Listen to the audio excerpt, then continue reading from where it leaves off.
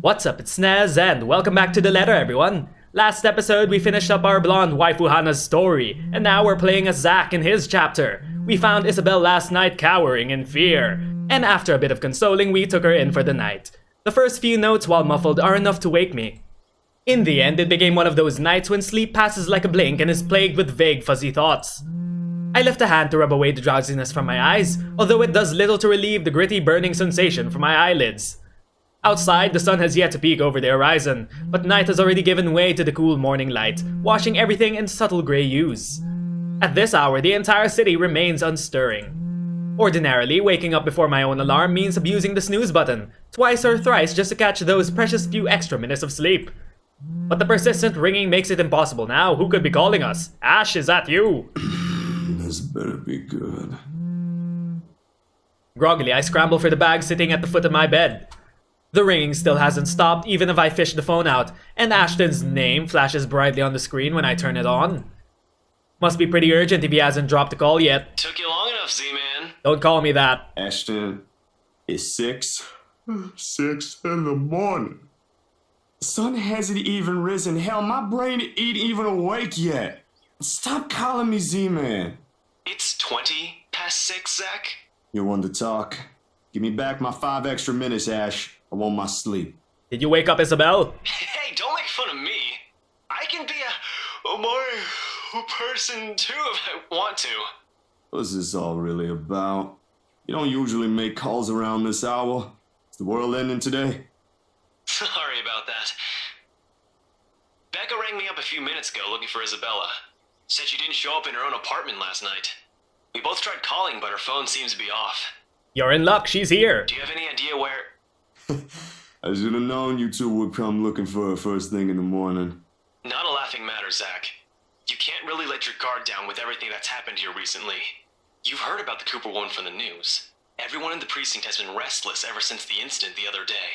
Yeah, I get what you mean. Listen, Ash, about Bella. I let my voice trail off, unsure of how to go about recounting last night. If I should even say anything to him. He might be a close friend, but at the end of the day, whatever's bothering her ain't mine to speak of in the first place.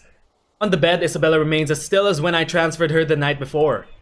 Sometime during her sleep, she pulls up a blanket over herself and tucked into it comfortably. Like this, it's easy to forget the horror in her eyes, or how much her hands and lips trembled. Save for her firm grip on the edge of the covers, she appears nearly as normal as she would any other day.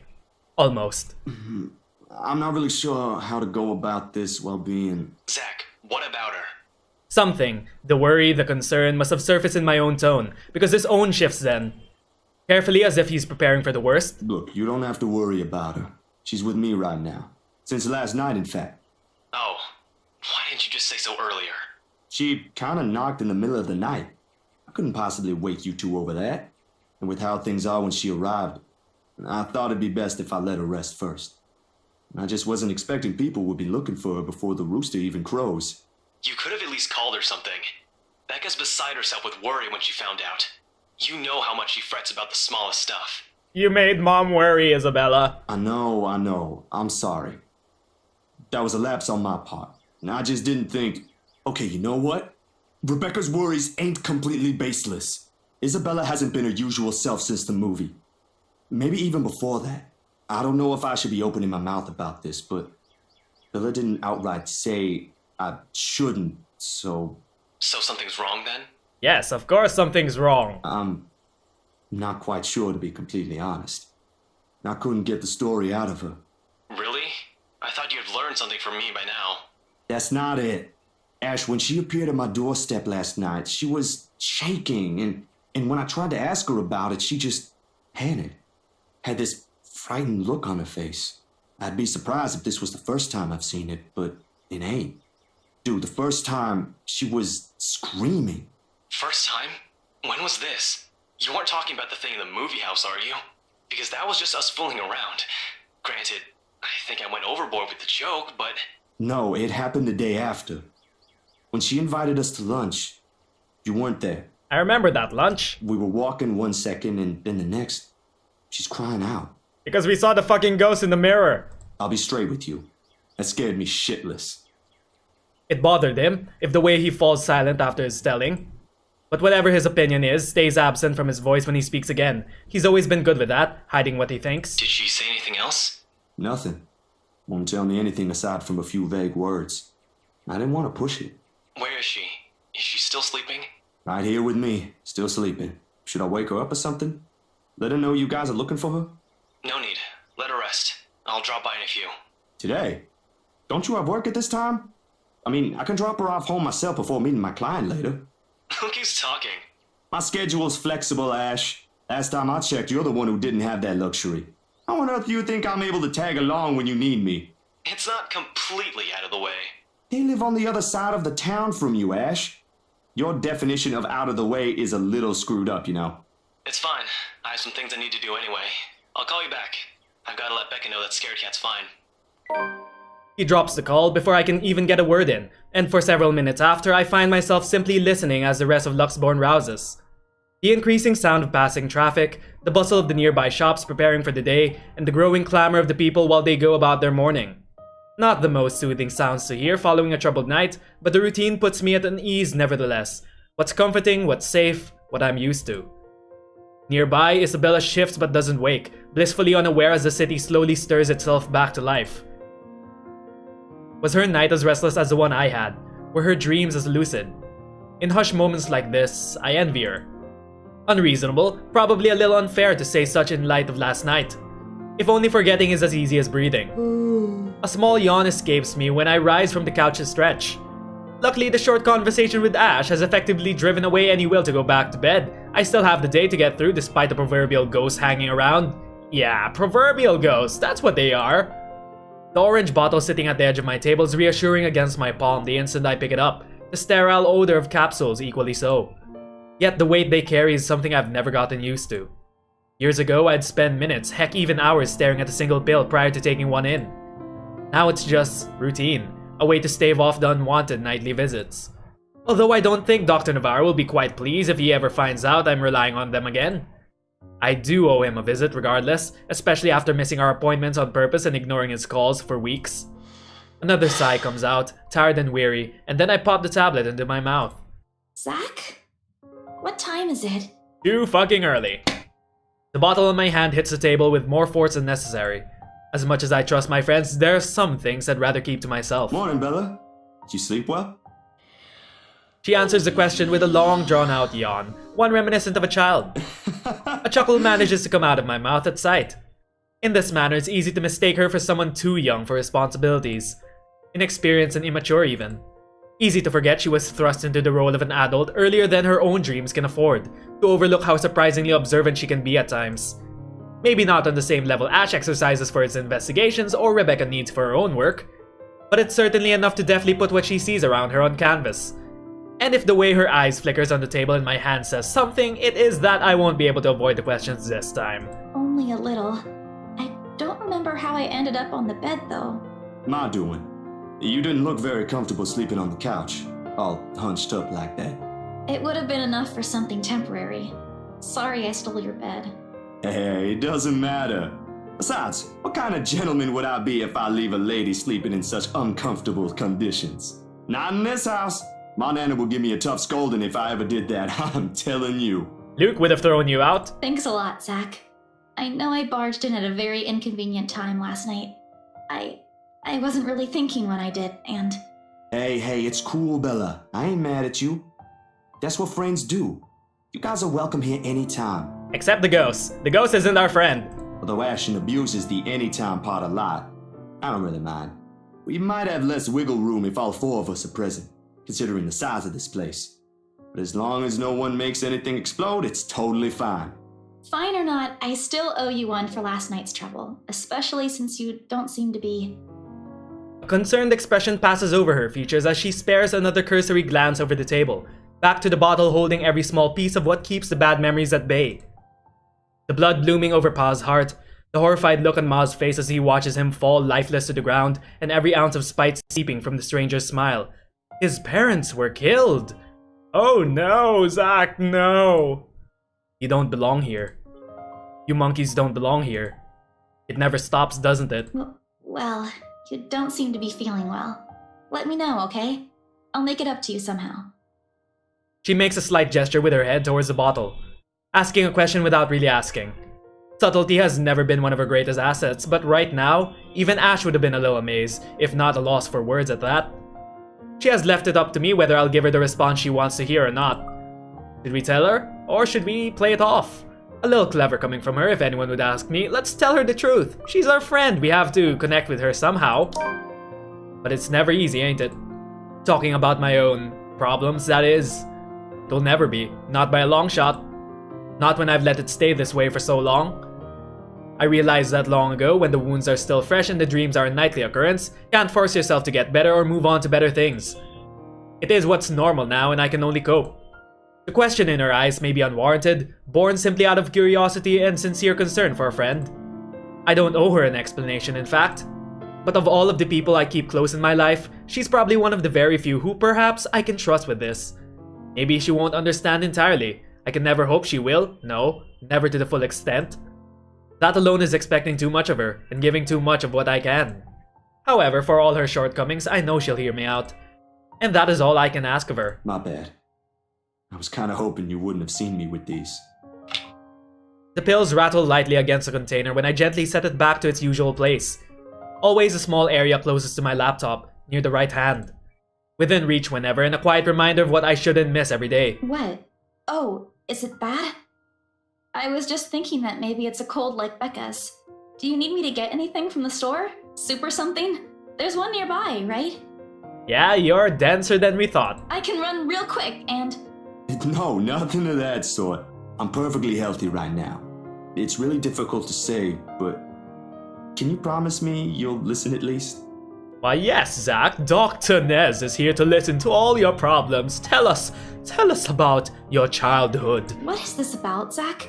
I should have been upfront with you about this a long time ago. But Ashton found out without me telling him anything. But you already know how that guy is. Can't hide anything from him. If it's something you're having trouble saying, you don't have to force yourself to tell me. I'll forget I ever saw anything and won't ask questions. Promise. No, I need to get this off my chest eventually. Besides, we're already here. Might as well finish what I started, yeah? Might as well. If you say so. She takes a seat on the couch, her posture easy and open. As if this is just a simple talk between two friends on a regular day. It is far from one, but her unreserved air is enough to stamp down the twinge of unease that threatens to come up. Let's hear it then. And she does. True to her words, she listens while the story spills out of my mouth, of my ma and pa, that little old diner across the pond, and what it left in me that day. I can't recall most of it now, my own account jagged with a few missing details here and there. The passing years have eroded most of my recollection of the whole incident. All except for that one moment in the kitchen. The ringing of gunshots are as vivid as it sounded that day. Even Ma's hysterical screams the moment Pa's body hits the floor motionless, his lifeblood flowing out from under him. And the gunman. He was smiling. He was smiling when Pa opened the door to welcome him. He was smiling when he put a bullet to Pa's chest and Ma's head. I've heard stories of how the world can be a cruel place for people like us before. I never believed until that moment. Nan and Gran took us right after that. Sis and I flew straight to New Jersey as soon as they heard the news. Aw, Zach! A few days after, Ma and Pa were laid to rest. And we have a new home a continent away. I didn't even get the chance to take my favorite pillow with me. Zach! They said something about the change of environment will be good for us. They had no idea the different kind of ghost would follow me here.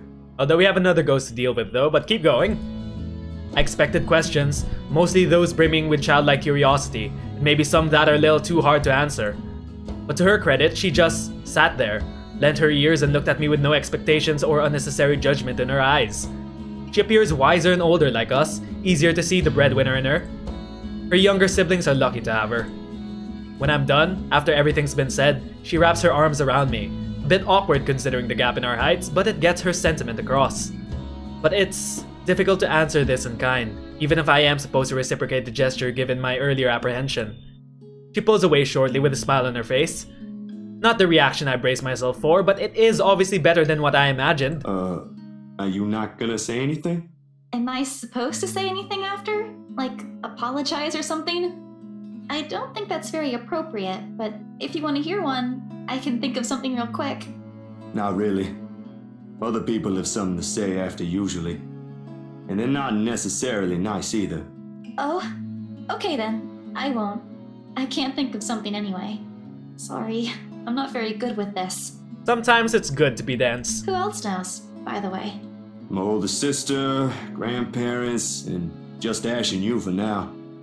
Maybe I think I should tell Rebecca too, but But not right now? Not right now, we have a ghost to deal with. yeah, not right now. When I'm ready. Like today. I'm sure she'll be willing to hear you out once you do. I don't doubt she will. I'm more afraid of how she'll react after. One step at a time, yeah? One step at a time. Whew. Surprisingly, it feels good to get that one out my chest.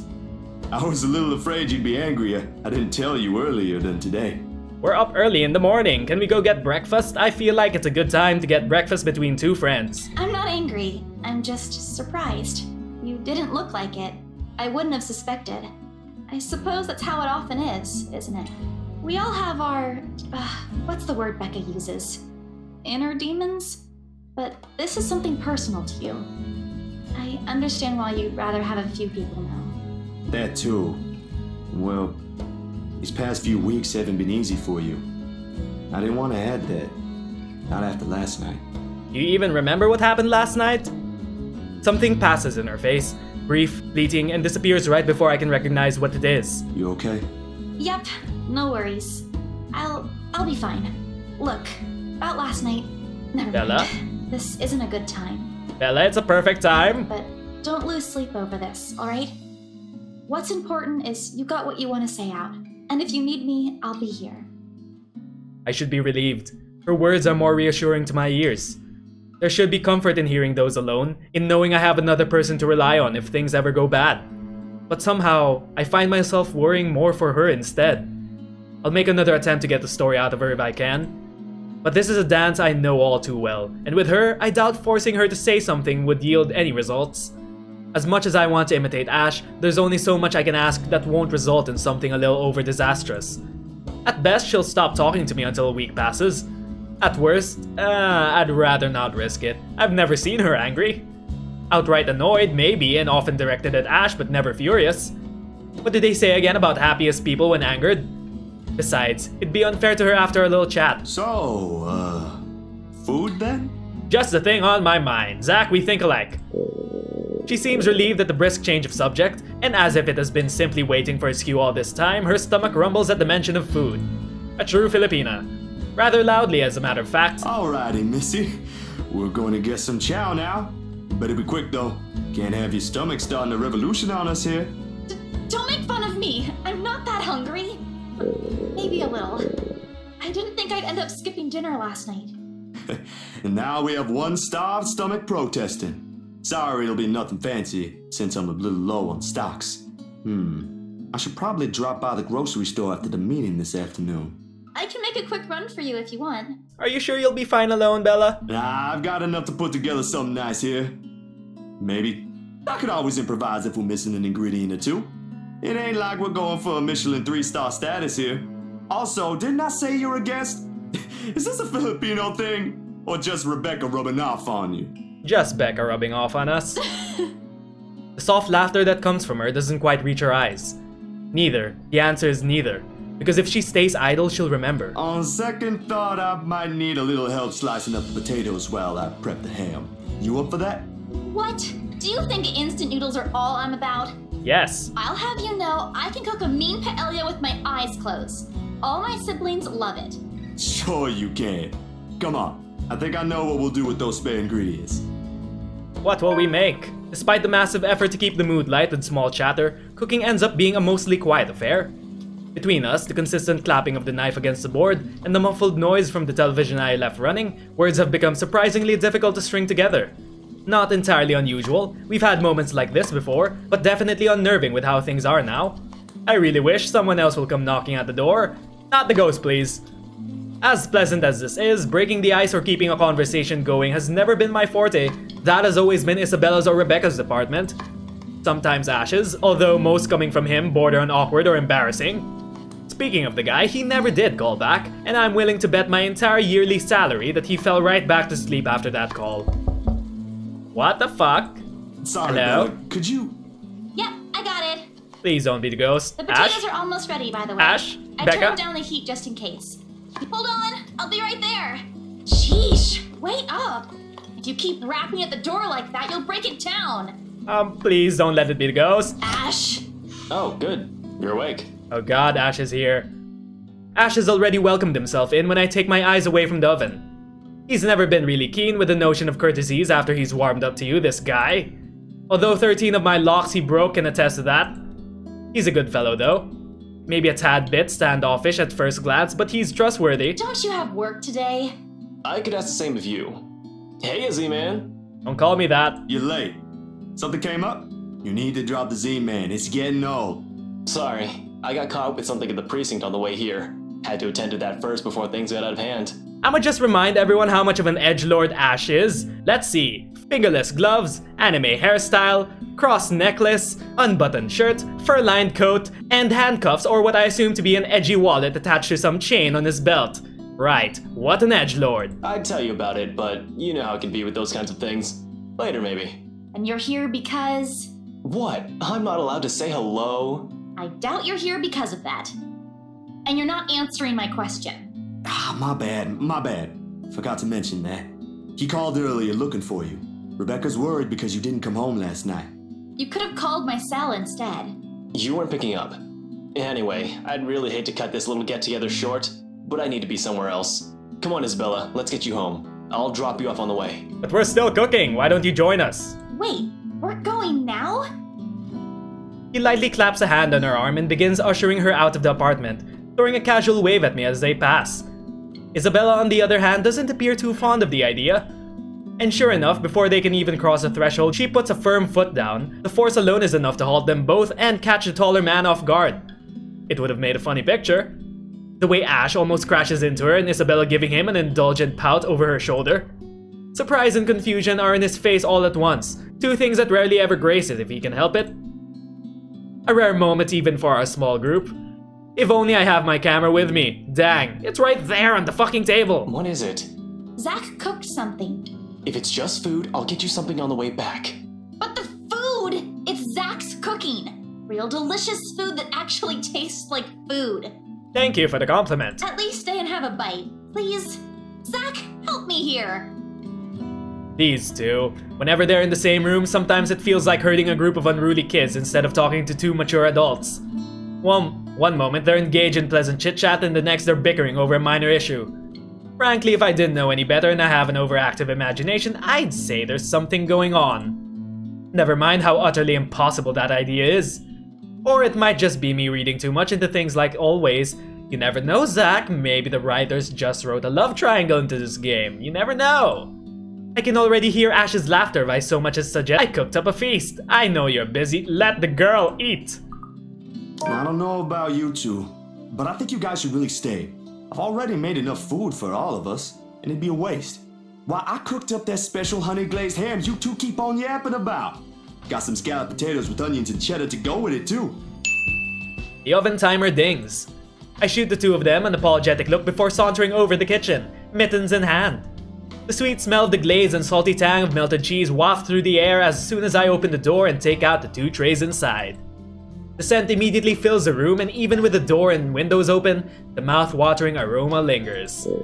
It's appealing enough that when I put the dishes down on the counter, another starved stomach protests loudly, followed by a burst of laughter. My head snaps up at the two of them, and I can't keep back the smile at the sight they make. Isabella's clinging to the door frame for support, doubled over with breathless laughter. Ash is the more composed of the two, trying to look unconcerned, but a flush has crept up his neck and cheeks. It's clear whose stomach that came from, and Isabel's not going to let him live this down. You're in no place to reject an offer of free food, Frey. I wasn't rejecting anything. Damn it, I just missed a meal, that's all. Aw, he's flustered. Aw, he's flustered. The little edgelord. Shut it! Those guys at the precinct said it was urgent. Somebody has to be responsible for it. Well, aren't you precious? Right. You know, if you keep laughing like that, you'll burst. I'm sure it won't be as bad as your stomach suddenly rumbling like a starved. Alright, kiddos, play nice. Food's gonna get cold if we keep this up. Ash, you gonna stay? We can use two more hands to fight off the goat if she ever comes. Might as well, since Scaredy Cat's so hell-bent on staying. We eventually settle down after the food has been served. The jibes replaced by another round of friendly chatter, mostly about what's on the news the night before. There is, however, a conscious effort to avoid mentioning what's currently on the headlines. The dead is never a good topic to talk about over food and polite company, this case in particular. The wounds are too fresh, too soon. I'd likely avoid it as well if I was in her position and someone I personally knew passed away in a gruesome manner like that. Though perhaps the closest we got to broaching the topic is when the infamous mansion is brought up again. But even then, we are careful, Ash and I. We keep the conversation light and avoid bringing up her late business partner. It's the least we could do. Right? Yeah, they're planning to move in soon. In fact, they already have a housewarming party planned. It's why they wanted us to rush the papers. They wanted to send the invitations out as soon as possible. Oh, now I get it. Get what? Remember what I told you last night about the new clients? Vaguely? Sorry, I was a little out of it yesterday. Was it the photo shoot? Yep, it's actually for the one you sold. Something. The Ermagerd Mansion. When you put it that way, I suppose it makes sense why my boss wants me to prioritize the couple. They can have those documents rushed at just a snap of their fingers. And they're more influential than I initially thought. And I guess my boss is expecting a lot more from this project than I expected. Hope I can live up to it. Your photographs are more than good enough, Zach. You'd probably win an international award if you let yourself. Ma'am Hana's easy to please too, as long as you're good at following instructions. Oh, we're very good at following her instructions. Easier said than done. Different clients have different tastes after all. Still, a week? I don't think that's possible. Now that you mentioned it, yeah. They wanted everything finished at the earliest. To be honest, it's not unheard of, but... But it's still weird. Still weird, yeah? Very weird. A slip of the tongue. Still barely noticeable to someone who's already familiar to Ash's ways, yet in this moment it's impossible to miss. I shoot him a curious glance, but he ignores it. Rather pointedly. I can't exactly say it's like that, where I'm just the middleman after all. As much as I want to comment on it, I only know what's on the surface, not the in and outs. It's just that BRC and my boss are more hands-on with the legal stuff this time, despite having a separate department dedicated to it. Maybe Mr. Wright helped with it too. They have their own legal team for this, don't they? Well, they should have one. Especially for a big property like this. They have, but like I said, it's off our hands. Rose and I don't handle this stuff in the office. If anything, to me, this just means I'll be able to send the rest of the funds to Papa's treatment earlier. And it's a good thing you didn't die to the ghost. I guess that makes a whole lot of sense. Officially off our instant noodle diet, aren't we? Officially. Ash, has anyone ever told you that you have an uncanny way of ruining the mood? What? I was just saying. A few more months of stuffing your face with those, and I'm sure you'll start to look like a noodle cup. That's a pretty picture. At least I don't live off convenience store food. Or make poor, unassuming pressure cookers explode. What? How did you... Oh, come on, Zach. Sorry, it just came up while we were cooking earlier. I'm impressed, Ashton Frey. You even made it to the news. A one-time thing. And it wasn't as big as you seem to be imagining. Oh, sure. Let's all pretend that one time you almost set my apartment on fire didn't happen too. Hey, that was an accident. You were making a salad, Ash. God damn it. Can we please move on to a different topic? It helps. The casual talk, the harmless teasing, the mundane stories interesting enough to let the time pass unnoticed. By the time lunch ends, the shadows are no longer at the forefront of my mind. If it's the same for Isabella for whatever troubles her, I can never tell. These things, the anxiety, the fear, they ain't easily seen, ain't easily forgotten after all. You go on ahead. I've got a few things I need to ask Zach. I'll be downstairs in a minute. Confusion briefly flashes in her eyes as she catches the keys he tosses to her, but he doesn't give her an answer and waves for her to go on ahead. How sure are you I won't be driving away with your Shirley? You named your fucking car? You don't even have a license. Do you even know how to? Papa taught me how.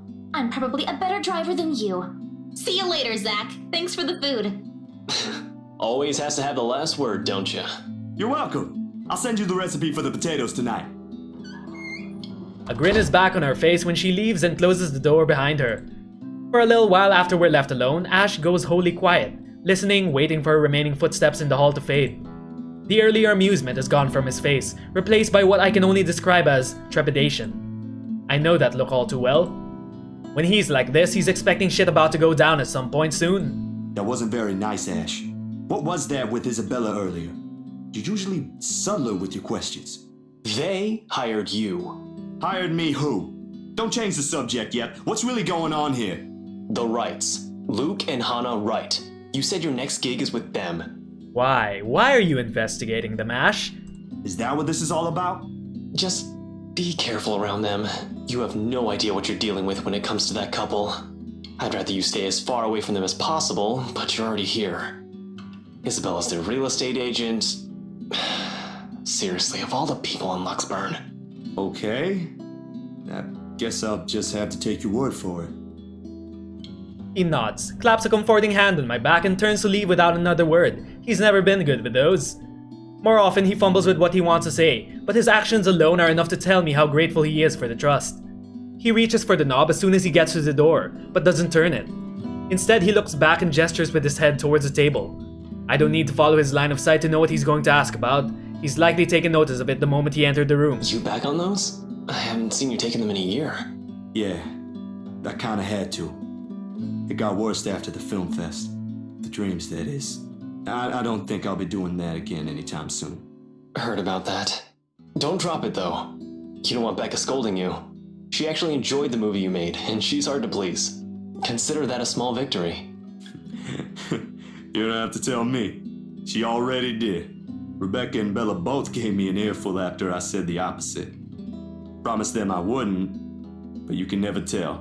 Hopefully, once I feel better, I'll be able to think about it properly. Speaking of Bella, she didn't open up to me, but maybe with you and Rebecca. No, she hasn't told them yet. Yeah, I'll try. I can't promise anything, but I'll talk to her. Thanks. That's all I'm asking. This time, when he reaches for the door, he lets it close fully behind him without glancing back. A mild draft sweeps into the room as I close the door behind him, slightly disturbing the papers on the nearby fridge. A lone note flutters by my feet, the letters on the surface glaring at me with mute intensity. Ermengarde Mansion, H. Wright, 11 a.m. After Ashton's warnings, they all hold a different meaning now. Well, okay. We seem to have confronted our inner demons this episode. And something tells me from this ominous background that we're gonna meet the ghost soon in Zach's chapter. Oh god. But until then, my name is Nez and thanks for watching. For more episodes of The Letter, like and subscribe so we could grow our channel together. See you all next time. Bye everyone!